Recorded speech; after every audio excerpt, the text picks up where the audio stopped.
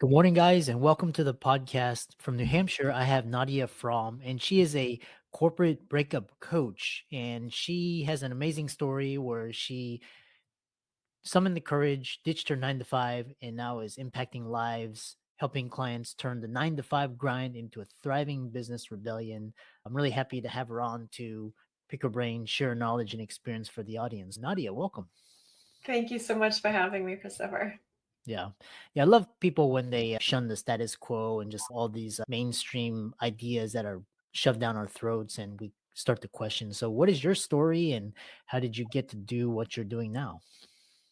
Yeah, my story starts with my career starting over 20 years ago in Europe. I'm originally German, born and raised up in the north, very rural north of Germany. And I started my career very early in advertising agencies and later on moved on to marketing positions and also already jumped into startups. So it was always this potpourri of different ways to engage with consumers and brands. And so that's how I grew up. And fast forward in that's now 2018. So 8 years ago, seven something years ago, I had a client in Europe. It was Lindt Chocolate. And they actually offered me a job in the US as the director of marketing. And that's obviously something you don't just say no to. So that was for me the definitely a pivotal moment in my life. So I packed up all my stuff and I moved to New Hampshire in the US, all the way up in the Northeast, all by myself. So completely restarted my life and entered the American corporate life. So been there, done that, right? Like really worked with these huge companies, later on worked with Kraft Heinz. And I always felt this drive of growing and climbing the career ladder. I always felt that maybe after the next promotion, once you really reach and make it to the top, that's where fulfillment lays and waits for me. But it was, spoiler alert, it wasn't. For me, all I realized is that I've been chasing somebody else's version of success. I felt like the way you said it, it's like something's just the 9 to 5 concept is just shoved down our throats, and society says that is what success looks like. And in the end, it was the big pay, the big title, the big teams, and the late night shifts and all that. But I made it all the way to the top, and still I felt empty.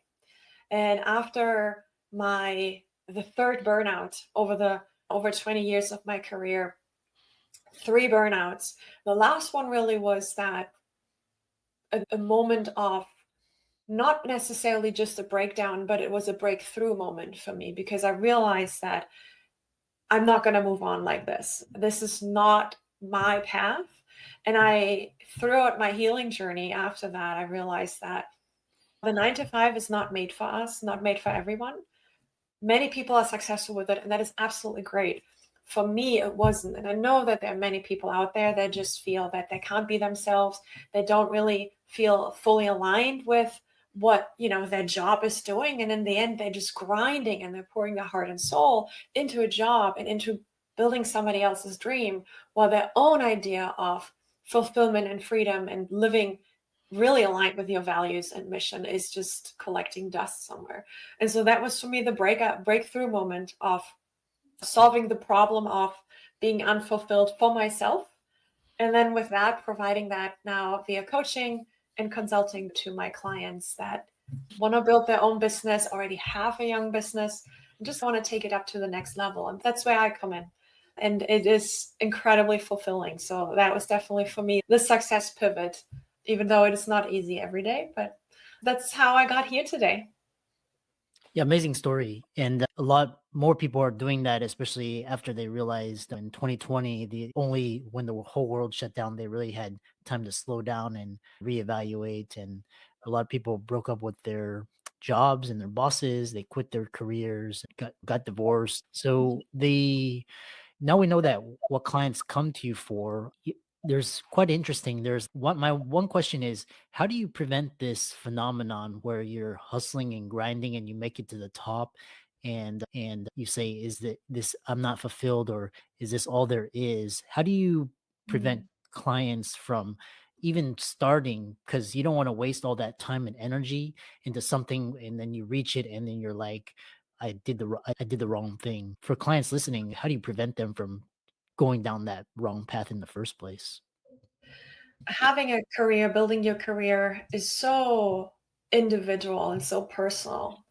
And so it really is, I want to emphasize that for many people, it's just a job and you get the paycheck, and that is what pays the bills, and that is fueling your life, and you feel fulfillment throughout other places throughout your life. That is absolutely wonderful. And then there are a bunch of people who feel that there is more. There's more to clocking in at 9 in the morning or 8, and you have your boss breathing down the neck early on a Monday, and you feel the Sunday scaries when you're getting ready for another week. And if you feel that pit in your stomach, when that is a sign for you to look out for, that I want to offer the solution, that there's more to it. And the number one thing that people come to me with, where they say, oh, I just don't know where to start. So it's either people are completely paralyzed because they don't really know what will be the next step, and how do I get out of this fear of failure. And so the first thing that I always tell people I'm interacting with is that fear is a very natural response to change, because our brain is programmed, the little salamander brain, it's programmed to keep us safe, and comfort is safety. And so we're programmed to stay in a place where we know it is good for us, it is safe. We train to celebrate stability and predictability in our lives. And stepping out of that is literally the opposite. And becoming your own boss and stepping out of that perceived security of a paycheck, that is scary. And when you really feel this fear of moving forward from there and taking the leap, then typically I tell you that if you have this fear of jumping, then it might as well be that you're just standing at the edge of something really amazing. And it does take guts to jump because it is unknown. But the good thing is that you're not alone with that. And so there are a lot of resources out there. And while building your own business can be very isolating and lonely and scary, that's where I'm really trying to create this community. For me, it's more than just a job or a business or a coaching endeavor. It is a movement, that there is other ways for you to live your life and to build a business and to work on something that is not only helping you with financial independence, but at the same time also gives you a life that is fulfilling, and you find something that lights you up without burning you out. So there is a way. And again, the number one part is always, if you're afraid, you might just be at the edge of something exciting. So take that leap. Yeah, very interesting. Lean into your edge. And I'm always talking to people living on the cutting edge, such as yourself. One thing that I've noticed in a lot of coaches, such as yourself, and with especially the client avatars, usually they're very like they're type A, they're highly driven, very successful professionals, high income, but like they're doing it either they're running away from something, they have mommy or daddy issues, and or they're running like towards something they think it's gonna fulfill them and fill this void that they from this trauma that they sustained in childhood. For the parents out there listening to this, what is your response to how can they prevent from, because I've seen a lot of my colleagues, they had helicopter parents and they're forced, they're shoved down their throat that they're going to be doctors. And I saw the kind of the resentment and the turmoil that it caused. So how do you, for the parents out there, how do you balance this fine line between parenting and allowing the kid to discover themselves and avoid going down the wrong path? It's such an interesting perspective and how to combine that with career planning and finding fulfillment. I think one advice on that part, and as the caveat here, that I do not have own children, I have fur babies. So for me, it is more like secondhand observations of my best friends having children and my nephews. But so what I would probably tap into is encouraging to listen to your own gut and to listen to your own instincts. And oftentimes our body already knows And that's why journaling for me is always the key. Your body oftentimes already knows what's going on, what's maybe blocking you or what is exciting you. And sometimes the brain needs a moment to catch up to it. So if you encourage young people around you to listen more to their instinct and be more dialed into your intrinsic motivation, understanding what are my values, what is actually important to me versus extrinsic validation. So as hard as it is, because again, society is all built on that. We learned that in school we're following the rules and we raise our hands if you want to speak. And in work, it's the same. At work, we want to make sure our boss is pleased and we're going to follow the rules and we don't make mistakes. And that is the quite literal opposite of what building your own business is all about, and fulfilling your own dreams and taking charge of your own destiny in that sense. And so I would always go back to thinking about how can you encourage young people around you to listen to their selves, to listen to their own bodies, rather than trying to get approval and always getting the approval from the outside. Mm. Yeah, I love that. Internal validation versus external. And what is your advice for people listening to this? They could be in their early careers and they're listening to this and they're like, they've got all these messages, like, for example, if you're a med student or law student or dental student, or you're like an MBA program and all your colleagues, they're like, oh, I got this six-figure salary from this company, or I got this residency or this position, and I'm going to make this X amount. And what is your advice to tune out all of that noise and stay in your lane and avoid the kind of this getting into this rat race comparison envy trap? Having a big salary, having the nice cars, having the nice house, having the vacations, that is great. I'm not going to lie, that is wonderful. And I definitely enjoyed having the big paychecks coming with the big titles. But what I always would go back to is, how does this really feel? Do you Mm, feel empty inside when you think about that? Does it feel more like a more like a push, like somehow you feel like you're chasing something, or is it something that is truly pulling you in? So it's always goes back to listen to your own instinct and trying to reflect, is this really something that would make me happy, or would it make my parents happy, or is it just because I want to get my neighbors jealous? So in the end, listen, the having the monetary rewards of a career like that, if that is fulfilling and if that feels right for you, go for it. Great. Money makes the world go round.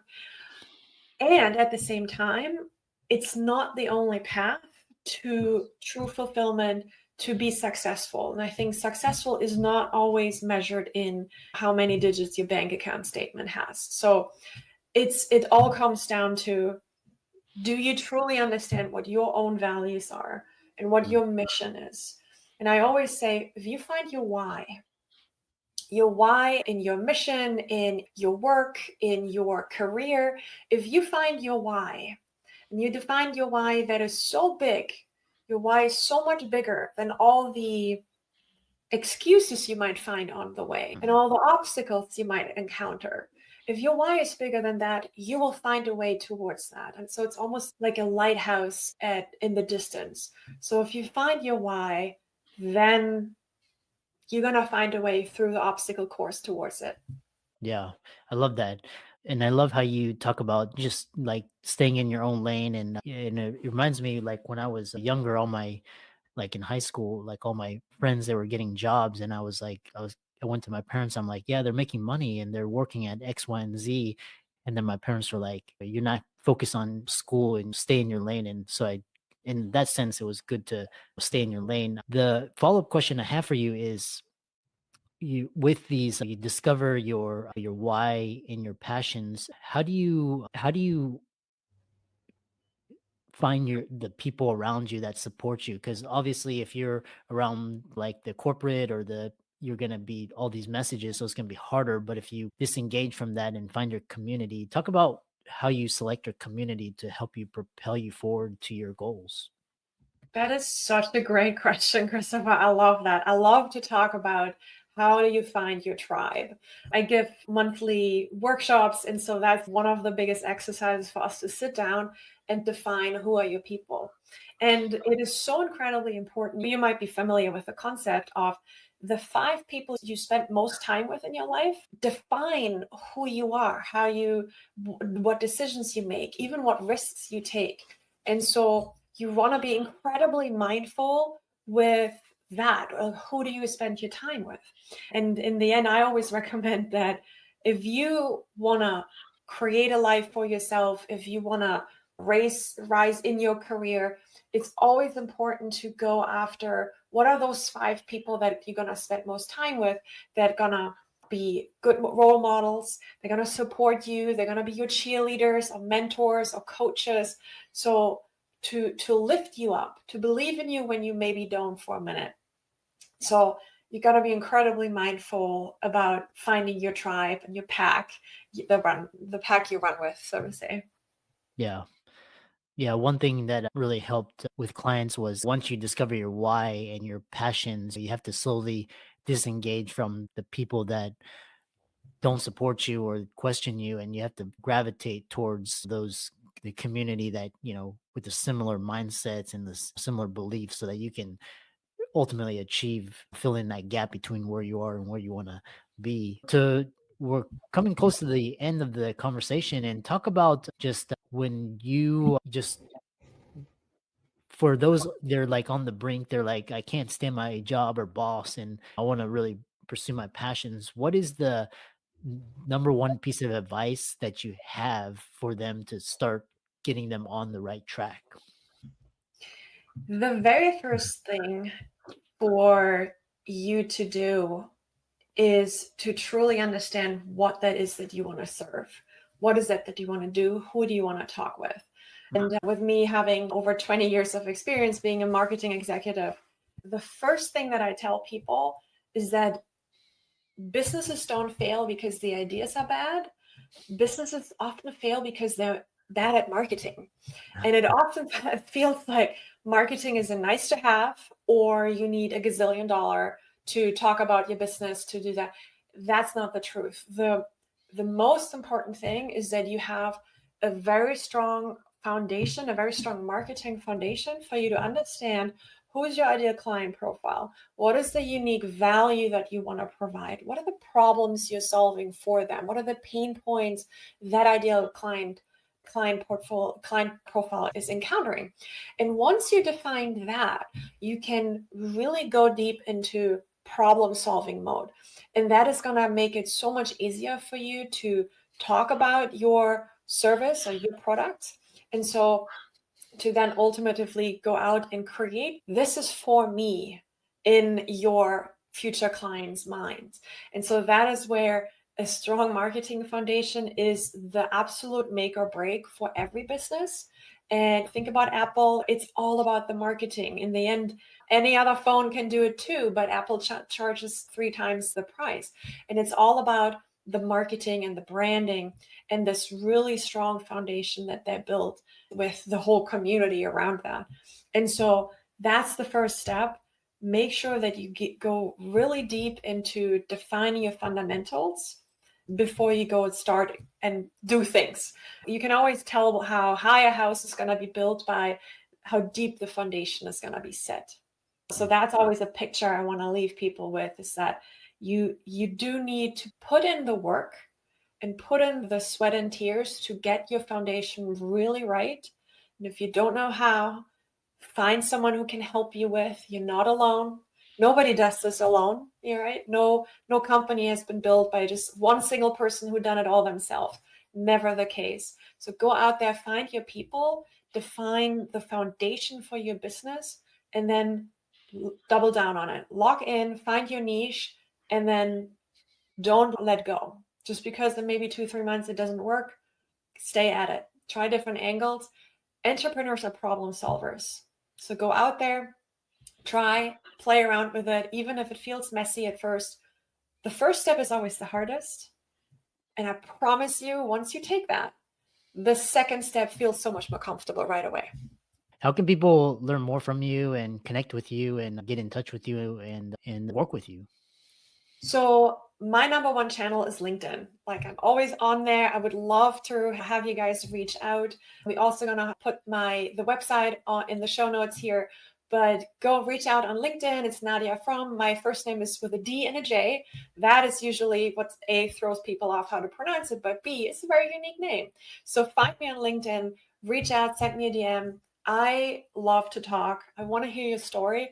And if we're going to work together or not, it doesn't matter. For me, I just hope that with every conversation like this, I can just maybe spark a little bit of that. Yes, I'm going to do this. So the intrinsic motivation, I hope that's where we can move this movement even further. Yeah. Yeah, the greatest piece of inspiration was when I was considering jumping ship. One of my good colleagues and friends, he had started his company, and then just he was just blogging and creating videos, and it was like really interesting, and it really sparked my motivation and desire. So hopefully these conversations will do that for the audience, and a great conversation. And I really love your authenticity and your passions, and keep up the great work. Thank you for having me, Christopher. Great conversation.